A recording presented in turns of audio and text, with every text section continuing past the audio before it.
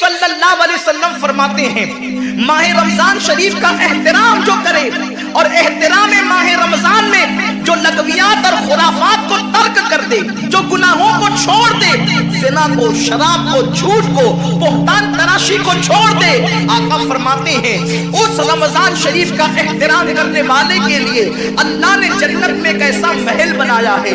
उस महल का हाल ये है कि दुनिया के सारे अव्वलीन और आखिरीन, यानी आदम से लेकर आखिरी आने वाले तक, इंसान तक, अगर सारे उस महल के अंदर दाखिल हो जाए तो भी उस महल की इतनी ही जगह वो लेंगे जितनी की बकरे की रान आप किसी मकान के अंदर रखते हैं। तो बकरे की रान कितनी जगह घेरती है, बस तमाम अव्वलीन और आखिरीन उस महल के अंदर इतनी ही जगह घेरेंगे, यानी वो महल इतना बड़ा अल्लाह ने बनाया है। और वो महल सिर्फ उनके लिए है जो माह रमजान के एहतराम में गुनाहों को तर्क कर देते हैं, गुनाहों को छोड़ देते हैं। मेरे आका सल्लल्लाहु अलैहि वसल्लम के प्यारे दीवानों, लेकिन अफसोस हम और दिनों की तरह माह रमजान शरीफ की रातों को ज़ाय कर देते हैं। ताजिरों का सीजन आता है तो ताजिर पहले से तैयारी करते हैं कि इस सीजन के अंदर मैंने मालदार बनना है, इतना माल मैंने कमाना है कि फिर मैंने सारे साल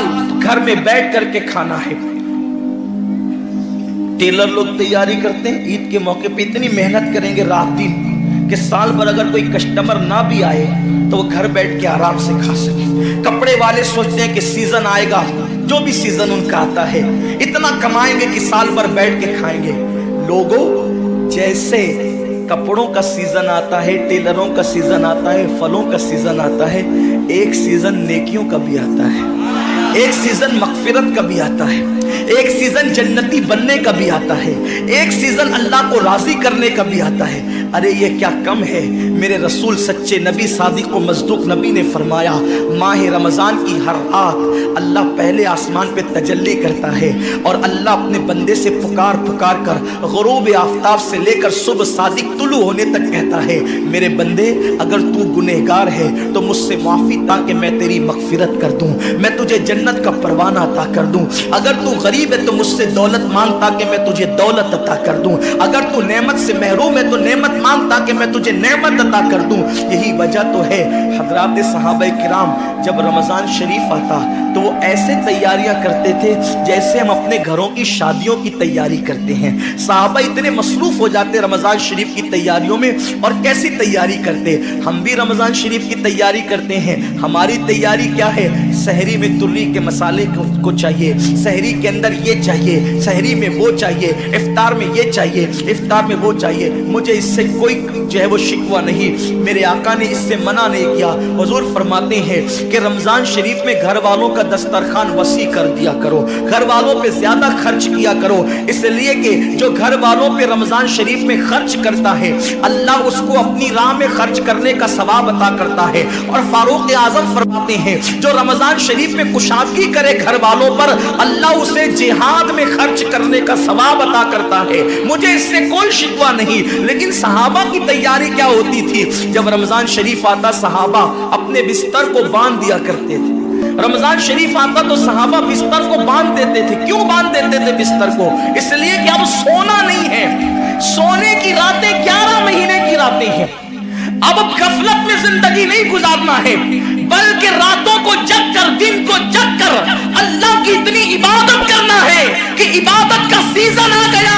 इसलिए कि अल्लाह के रसूल फरमाते हैं जिसने रमज़ान शरीफ पाया और इबादत करके अल्लाह को राजी नहीं कर लिया, ऐसा बंदा हमेशा अल्लाह की रहमत से दूर कर दिया जाए। इसलिए सहाबा रमज़ान शरीफ की तैयारी करते थे, बिस्तर बांध देते थे। और अपना मामूल क्या है, जो फजर में सोएंगे तो वो असर में उठेंगे, रात भर जागेंगे क्रिकेट खेलते हुए, रात भर जागेंगे गलियों में घूमते हुए।